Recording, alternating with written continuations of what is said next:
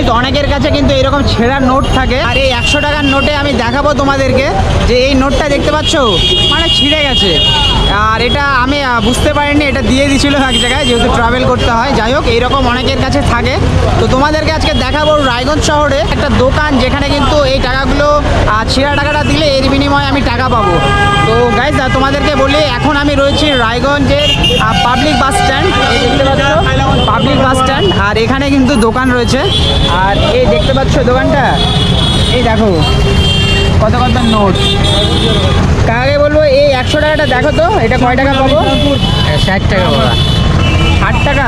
হ্যাঁ। তো গাইজ এই নোটটা দিলে পরে আমি 60 টাকা পাবো।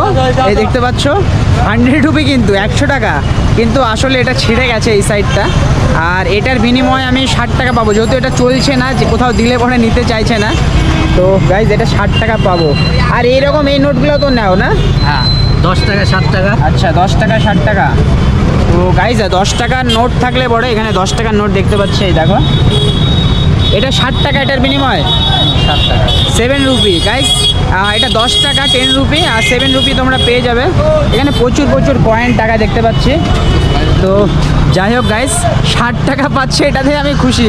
কারণটা বলে দিই, কারণ ওটা চলছে না, ভুলবশত আমার 40 টাকা লস হচ্ছে। কোনো ব্যাপার না, অনেক কদিন ধরে আমার মানি ব্যাগে ছিল। তো গাইস তোমাদেরকে অ্যাড্রেসটা বলে দিলাম, তোমরা কিন্তু চাইলে এক্সচেঞ্জ করতে পারো, মানে টাকার বিনিময়ে টাকা নিতে পারবে, কিন্তু কিছুটা টাকা কম হবে।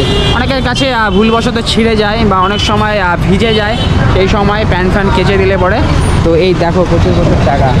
এই দেখো এখানে কি লেখা আছে, ছিঁড়া ফাটা টাকা না হয়।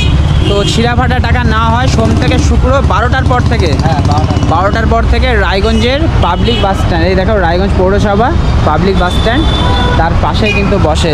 তো গাইজ যাই হোক, এটা একটা ইনফরমেশন ভিডিও, ভালো লাগলে অবশ্যই লাইক কমেন্ট শেয়ার করবে। Bye bye, take care.